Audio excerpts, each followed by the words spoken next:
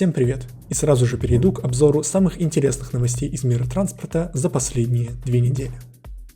Киев получит 60 бывших в употреблении метровагонов из Варшавы в качестве гуманитарной помощи. Соглашение заключили при встрече глав столиц Украины и Польши. Передадут в Киев, как правило, метропоезда, идентичные по конструкции киевским вагонам, выпущенным Мытищинским заводом в конце 20 века.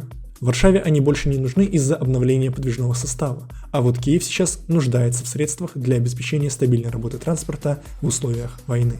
Доставка первых метропоездов состоится уже в этом квартале 2023 года. К слову, несмотря на тяжелое положение, в Украине, к примеру, продолжается капремонт пригородных электропоездов. В конце прошлого года впервые освоили капитальный ремонт старых отечественных поездов, а до этого модернизировали в основном старые электропоезда латвийского производства. Российский Оренбург 9 января остался без значительного количества общественного транспорта. Несмотря на заранее объявленное похолодание, чиновники не сумели подготовить автобусы к заморозкам. Как итог, транспортный коллапс с нехваткой автобусов. И, разумеется, недавно приобретенные новые автобусы не спасли жителей от дураков в городской мэрии. Кстати, Оренбург сейчас до сих пор частично обслуживается архаичными небольшими автобусами.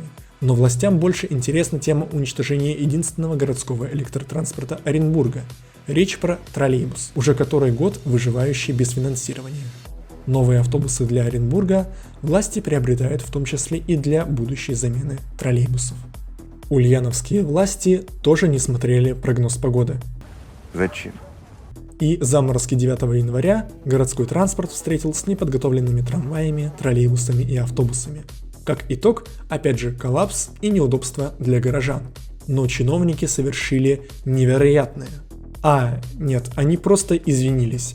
А некоторые должностные лица также предложили горожанам пользоваться худо-бедно работающими маршрутками, от которых Ульяновск, как и Оренбург, видимо, не собирается избавляться. Усть-Каменогорск, крупнейший город в восточной части Казахстана, наконец-то получил действительно новые трамваи. 4 полунизкопольных вагона модели 62-103 город получил от белорусского холдинга Белкоммунмаш. По заявлениям властей, это четверть от требуемого количества новых вагонов. Чиновники не только планируют дальше закупать новые трамваи, но и занимаются ремонтом рельсового полотна. На данный момент завершили модернизацию 4 километров путевого хозяйства из имеющихся 30. В Астрахани готовят запуск новых выделенных полос, которые послужат неплохим дополнением к существующим редким выделенкам. Чиновники, судя по всему, хотят развивать борьбу с маршрутками, сделав в рамках реформы ставку на конкретного частного перевозчика, который уже получил автобусы большой вместимости для работы на маршрутах из нового перечня. Однако подобные действия властей уже вызвали негодование у владельцев маршруточного бизнеса. Регулярно новые автобусы попадают в ДТП с маршрутками, и чиновники заявляют о твердой позиции в борьбе с подобным недоразумением. Однако такая сильная власть маршруток в Астрахани – это последствия работы опять же городских управленцев, которые сперва избавились от трамвайной сети, а затем оставили город вовсе без электротранспорта, уничтожив троллейбус. Система транспорта долгое время как минимум стагнировала, так что вряд ли ее удастся быстро реанимировать, даже если будет огромное желание. Троллейбус в Барнауле скоро получит новую линию.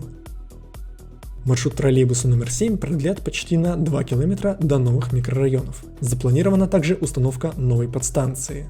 Но вот никаких новых машин Барнаул под такое продление не получит. Единственная закупка на данный момент – это 10 белорусских трамваев, при условии, что и троллейбусный, и трамвайный подвижной состав Барнаула капитально изношены. Стоит отдать должное специалистам, которые проводят на имеющихся мощностях капитальный ремонт старых трамвайных вагонов. В Москве спустя долгие годы, видимо, все же появится полноценная новая трамвайная ветка. Речь про создание трамвайной линии на улице Сергия Радонежского, о которой впервые заговорили еще 3 года назад. Отрезок длиной 690 метров сыграет немаловажную роль для трамвайной системы, улучшив транспортную логистику в данном районе. Есть еще один проект трамвайной линии на востоке Москвы, но его уже пытаются реализовать с 2014 года и пока не особо удается.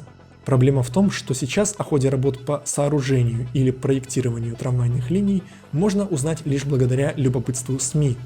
Недавно я сделал видео про проблему с доступностью информации о транспорте для жителей городов России и назвал проект линии по улице Сергия Радонежского забытым, поскольку новостей про него давно от чиновников не было. Но, как оказалось, процесс все же идет, правда его отследить можно только через портал госзакупок. С новой линией в Барнауле такая же ситуация. Тендер на проектирование продления троллейбусного маршрута выложили на сайте госзакупок. И только из-за любознательности средств массовой информации эта история стала доступна всем желающим. Вот такое невидимое развитие, правда неясно от кого оно скрыто. На этом у меня все. Большое спасибо за просмотр. Благодарю всех, кто оценил данное видео и оставил комментарий о ролике или предложение по улучшению контента канала. Также не забудьте подписаться на страницы канала в соцсетях. Все ссылки в описании. До скорых встреч, всем удачи и мирного неба над головой.